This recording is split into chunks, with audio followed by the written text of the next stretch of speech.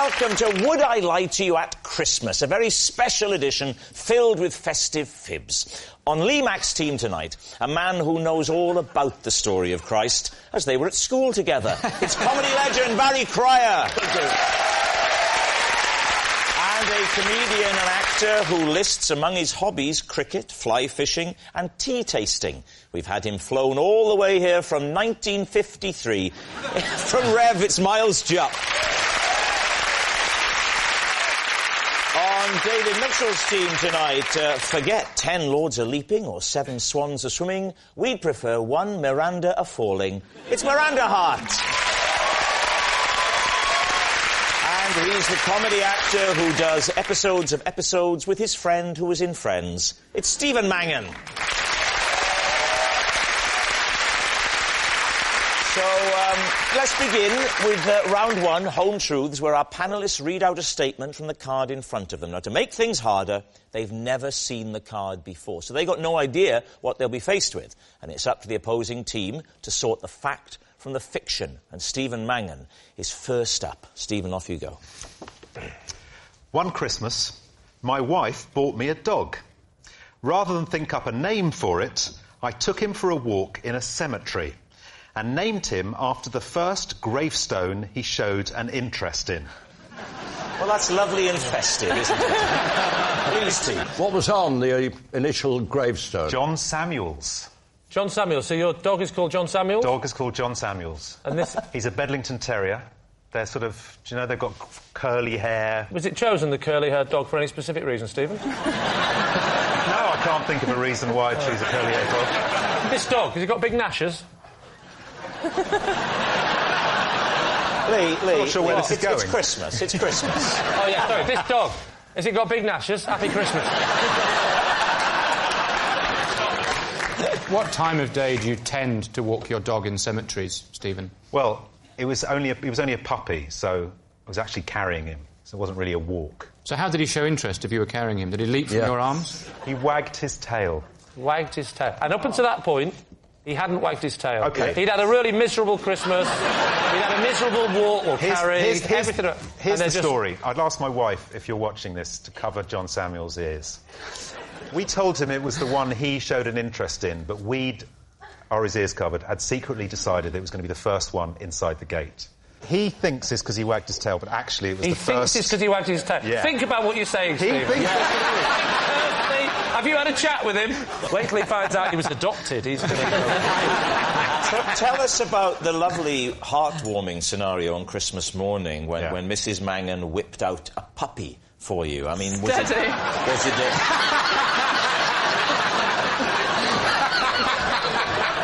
I think you know full well that's not what I meant, Miranda. How did she present the puppy to you? The puppy came with her parents. Wow, that's a hell of a present. Yeah, exactly. Was it a special offer? They were coming round to ours for lunch, and they brought the puppy in a little basket with a bow round its neck. Oh, that's lovely. And a big sign saying, to Stephen. Honestly, Stephen, how much did you want the dog? A lot. I've always wanted a dog. My mum never let us have animals. We had a cat once, but it wasn't allowed in the house. You haven't really got the cat, then, have you, in that case? Did she just point at cats? Yeah, that belongs to us. We had a cat, but he wasn't allowed in the house. Well, there was a room... In that case, we own a cow. Is this the first time you've done this? Yeah, we only have one dog. Pets, We've got one dog, that's it. No. You got any children? 2 children. How did you name them? What, Burger King and Boots? So what are you thinking, Lee? Does this sound truthful to you? I'm not sure, really. What do you think, Barry? Too much erratic detail in it. I don't think the narrative holds together. Miles? I think this couldn't be less true. You don't think it could be less true? No. What if it's a lie? That's definitely less true if it's a lie, isn't it? If I'm going to... I don't think if I'm going to talk less. semantics with someone tonight, Lee, it won't be you. I love having Miles on the show. He's the only person in the world that can make David Mitchell sound like Danny Dyer. I don't believe Stephen. So you think it's a lie? I do think it's a lie. You think it's a lie? Yes. Well, I disagree with you, so I think it's not true. Right. Stephen, were you telling the truth, or were you telling a lie? Amazingly, it's a lie. Yes, it's a lie. Stephen didn't take his dog for a walk in a cemetery to choose its name. Barry, you're next. I'm in a four-man pub quiz team with a butcher, a baker, and a candlestick maker. David's team. What's the name of this team? Quartet. How did you get to know the butcher, the baker and the candlestick maker? In the pub. There was much mirth because we realised it was butcher, baker and candlestick maker. What's the name of your butcher friend? Harry Granger. And the Was baker? quite quick. Ed. Ed what? Ed Saville. And the candlestick maker. It's called... He's called Bill Grimes. No, it's not! Just because you're dressed in like the 19th century, the names don't have to be for the 19th century. So, Barry, remind me again, the three names are? Bill, Harry and Ed. And their surnames? Grimes. Do you know, you've got me there. Savile Granger. OK, next question. Granger. Have the visitors been? They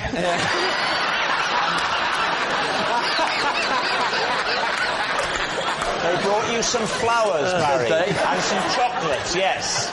They steal your trousers when you're asleep.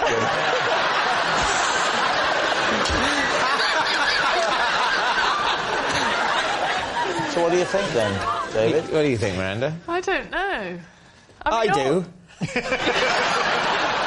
I think it's completely and utter untrue. Codswallop. Codswallop. So what are you going to say, David? Well, I think we'll say it's a lie. I think it's a lie. Yes. Oh, dear, dear, dear. Barry, truth or lie? It was.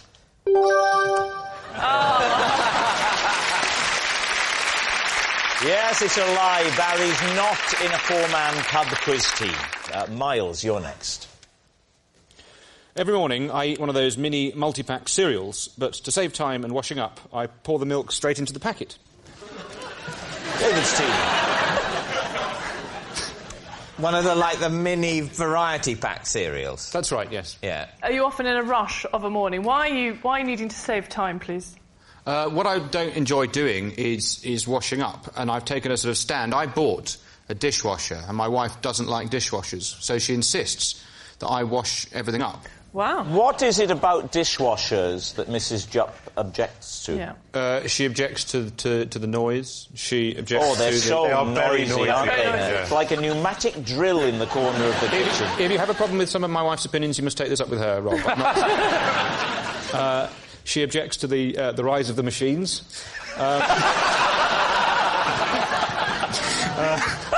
Does she think that the dishwasher represents the thin end of some kind of robotic takeover wedge?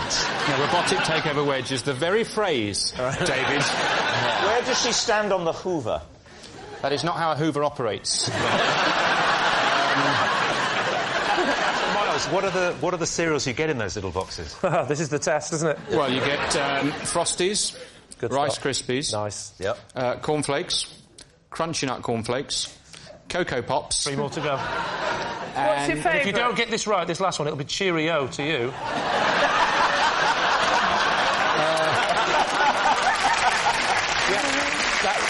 That reminds me. Hula hoops. What are they? No, Cheerios. And then it's actually on a rotation, so there will be some swaps. You don't always get 8 separate. Can we trouble you for a full mime? Yes. Absolutely. You've got a little box of Cocoa Pops there. I draw up the inner bag and I open it like this carefully. Yeah, draw Nice out its little underwear. You've given away a lot there, David. So I pour the milk into the bag, and then I eat the cereal, and then when there's a little bit of milk left over, I pour that into my mouth. Meanwhile, his wife sat in the corner weeping. Do you find no problem of sort of sloppage between bag and inner cardboard? Well, if I spilled something, I would get some sort of disposable material, such as kitchen roll, and wipe it up and then drop it straight into the... You don't find that something sort of leaks down, a bit of sticky goo, in a way that would be displeasing to someone as tidy as you? No, This is like C-3PO talking to R2D. I don't have any breakfast time seepage issues. Well, when you've been married a while, that sort of stuff does tend to tail off. What do you think, truth or lie? Well, what's clear is that Miles' wife is Amish. He's not accepting of her religious views. Yeah. And that's very, very sad. What do you think, Stephen? I think he's thrashing about and drowning in a lye soup. What are you thinking, Miranda? Because it's so ridiculous, I'm veering towards the truth. You think true? Yeah, why not?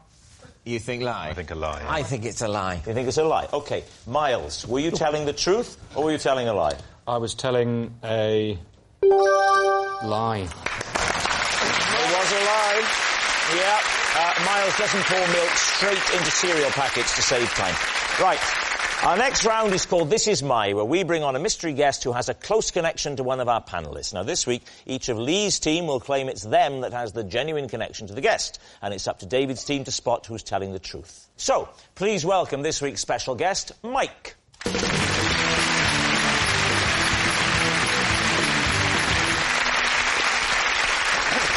So, Barry, what is Mike to you? This is Mike, who is one of the 3 kings who came to visit me at Christmas. OK. Miles, what is Mike to you? This is Mike. We were once told off by our neighbour because our snowman was using up too much snow. Right. And Lee, what's your relationship with Mike? This is Mike, and last year I ordered my Christmas turkey from his farm, but I never got to eat it because I formed an unbreakable bond with the bird. So there we have it. Barry's Christmas king, Miles' fellow snow hog, or Lee's turkey trader. David's team, where would you like to begin? So, Barry, Yes. your story is unclear at the moment. Are you saying that you're the baby Jesus? No, it was Christmas, and 3 kings visited me. What countries were they king of? They were not kings in the regal sense at all. In what sense were they kings? In sense of their name. Their surname was King? Yes. I get it now. Suddenly it's more plausible. Here we go again. What are the names of the 3 kings? Mike. Phew! Tony. Tony King. And Dennis. Dennis King. Dennis King. It's a very warm memory I've got of them visiting. I was in hospital. They visited you in hospital? Yes. Can we ask the nature of your hospital visit, or is that too personal a question? Oh, there might be people eating and watching this. There won't be anyone watching it, but there might be people eating. I was bandaged up extensively. Like a mummy? I was. That's true. You were bandaged all over? Yes. But you don't think it appropriate to say why? Well, if you insist. I didn't Yes, use we it. do. Eczema. Oh. Happy Christmas time. Happy Christmas time. Happy Xmas.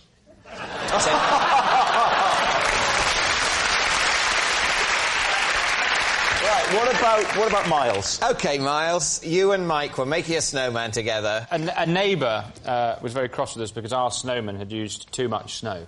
Set the scene. Where were you making the snowman? Northampton. So you live in Northampton? No, I don't live in there. Mike lives in Northampton. So... And I was staying in Northampton. And why were you staying with Mike? Yes, because he rents rooms to actors. So what was the play you were doing in It was Northampton? called The Way of the World.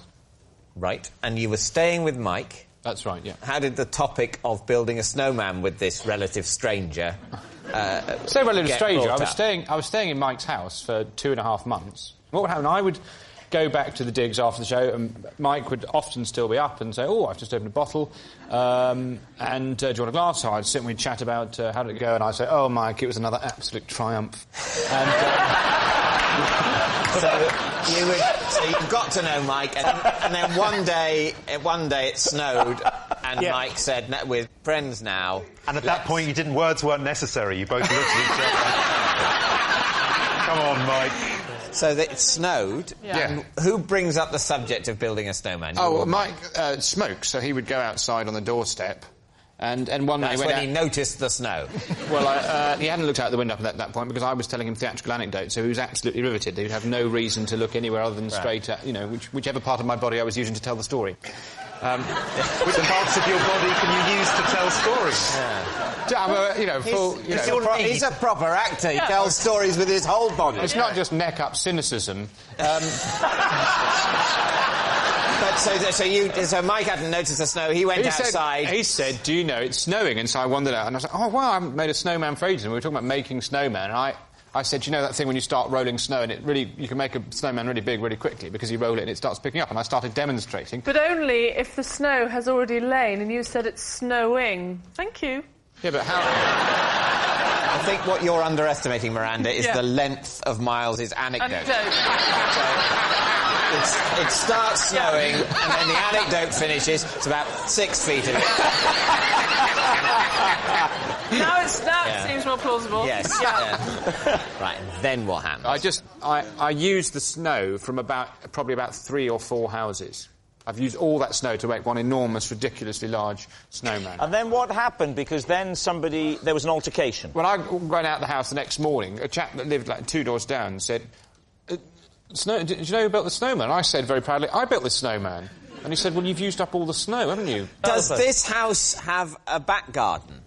It does, but the back garden has multiple, lots and lots of locks, whereas the front one, you wanted a cigarette, so you just... Why did he have so many locks on his back door? Well, because people are more likely to break into the back... You must know this. People are more likely to break into the back of the house...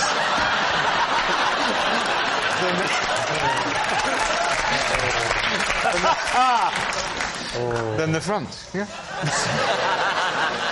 Now then, Lee's story. Lee and your bird. Mike sold you a turkey, is that right? No, I went to his farm to choose a turkey, but I never got to eat it because I formed an unbreakable bond with that bird. And it's here tonight? What was the nature of this bond? I went to the farm in around about beginning of November, and you choose your bird, and then I was driving past again, and I thought I'd just pop in, have a little look at my bird. And so he showed me, and that's when I had a proper look at it, and it looked back at me.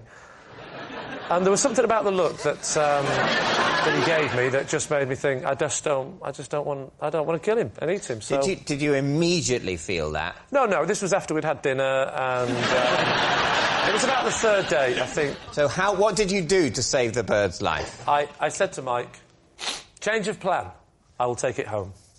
What did you have for Christmas dinner that year?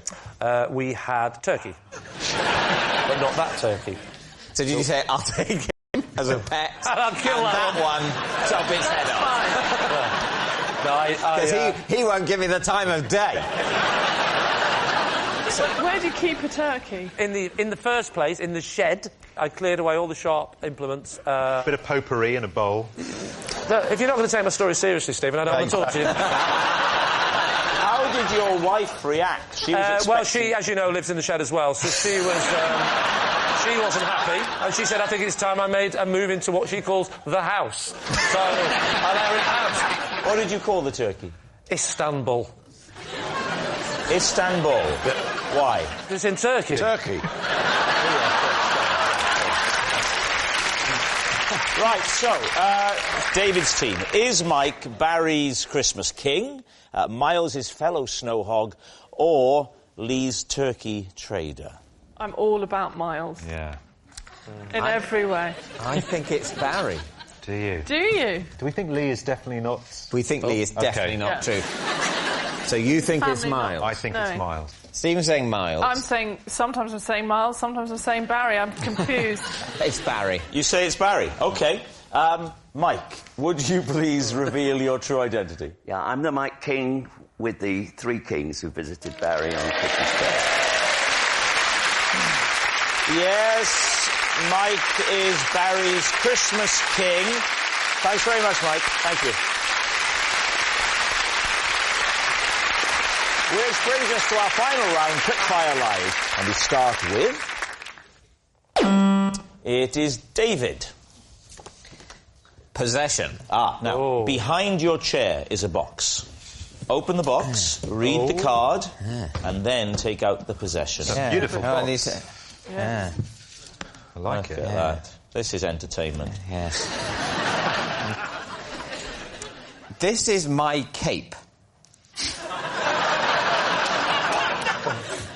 I used to put it on, pretend I was Doctor Who, and head into my TARDIS. Or, as my parents called it, the airing cupboard. Put the cape on. All right. It is. Come, feel free, David. Come and use the floor space. Think back to your dancing days. Come out and use the floor. You could have a glamorous assistant in the form of Miranda. Oh, Miranda, would you help David get into his cape? Hang on. Do we put this over there? That's what I'm thinking. Hold it in place. There we go. That fits. That actually fits you really well. Were you exactly the same size as a child? Yeah, exactly. I can't see you properly, David. Could you come and stand in front of me and twirl round? So you just... lovely. Yes, that's That actually... is a much and how needed old? reminder of... How old were you? Yeah. When was this? I think... This is how I picture you walking round your house now. How old was I?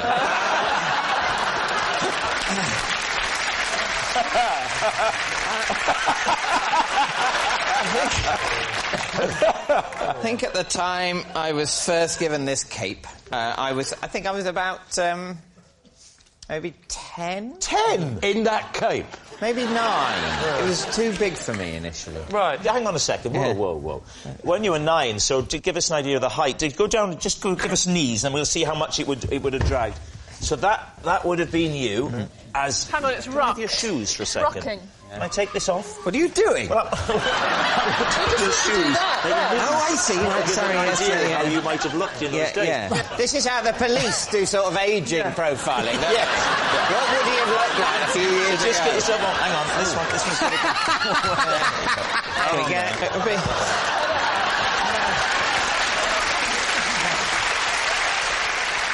Did you say your mum and dad got you this cape? My mum made it. Your mum made it? Yeah. But even though she made it for you, had she no idea what size it should be? Were you a close family, David? This ain't cramping my knee. You can go back to your seats. Yeah. I give you permission.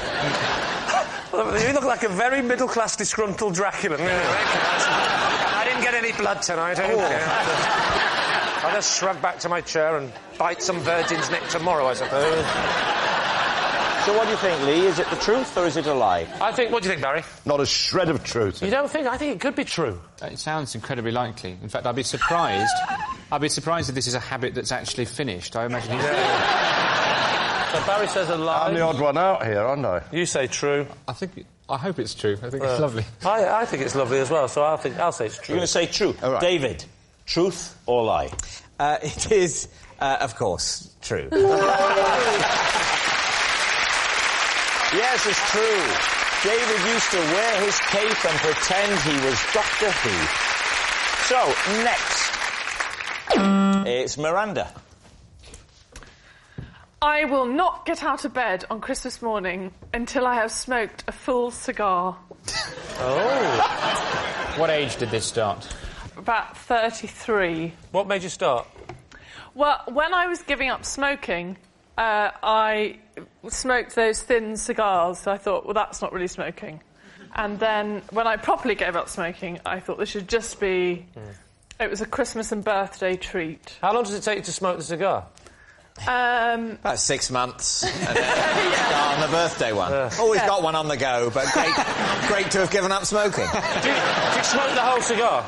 Smoked the whole cigar. And how long does that take? A couple of hours. That's a lot of puffing. You're still in bed? Still in bed. Do you have the cigar ready the night before in the little match and everything? You're ready to go? No, we have stockings in the morning, so we all then huddle around my bed. Oh, so the family and friends have to come to you to the me. base of the bed, and no present opening until it's finished. Have you by now slipped into the Christmas onesie, or are you still in your negligee? Negligee. Yeah, we're all imagining, because there's nothing more arousing than a woman lying down and smoking a big fat cigar. Yeah, exactly. I prefer a Woodbine girl myself. Merry Christmas, Lee. Can't get out of bed till this is finished. So what are you going to say, then? What do we think, Barry? I've got a 100% wrong record on this current It's time for a change, It's Barry. time for a change. Whatever you say, we're going with. I think it's true. In fact, it's a You lie. think it's true? Is that what you're saying, Lee? Go opposite no. What do you think? I think it's true. Oh, you think it's true? Yeah. You both say true. I'm going to say true. Well, I'll go with my team and say it's true. You say it's true. OK, Miranda, the cigar, Christmas morning. Truth or lie? It is a lie. Oh. Yes. Yes, it's a lie. Miranda does not smoke a full cigar before she gets out of bed on Christmas morning. Next. It's Lee.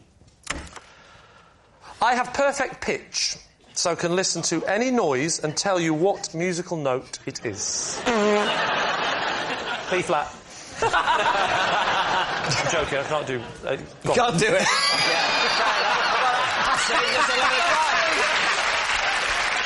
So can you sing us a G? I can't sing. I can listen to a note and tell you what pitch it is, but I'm not actually very good at... Are you upset? What was that? Do it again.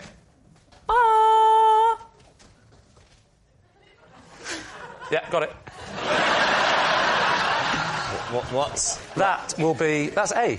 So when did you discover you could do this? About 30 seconds ago.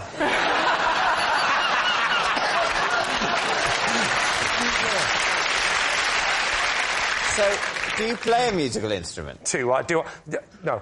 So Yes, I do play musical instruments. What do you play? I play guitar, triangle... Well, you know what, Lee? It's funny you should mention a triangle because... Yeah. Ah, the triangle. You tell me what this is.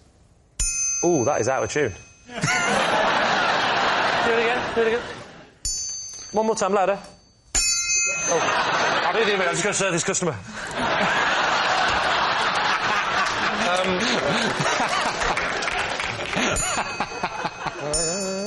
G.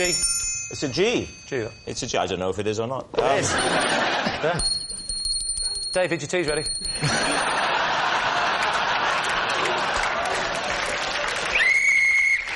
that the end of the game? Yes. That was that last whistle. That was a P. So what do you think, David? Could that be true? Stephen? No. It's a nonsense. It's all rubbish. Lie. They're all saying lie. Lee, truth or lie? It was a fact, a lie. Oh, a surprise. Yes, it was a lie. Lee doesn't have perfect pitch. Well, that noise signals time is up. It's the end of the show, and I can reveal that David's team have romped home to a Christmas victory, 5 points to 2. Merry Christmas. We got hammered. But it's not just a team game, and my individual Christmas liar is Miles Jupp. Yes, Miles Jupp. His pants are on fire, which is amazing when you consider how hard it is to get tweed to burn. Good night.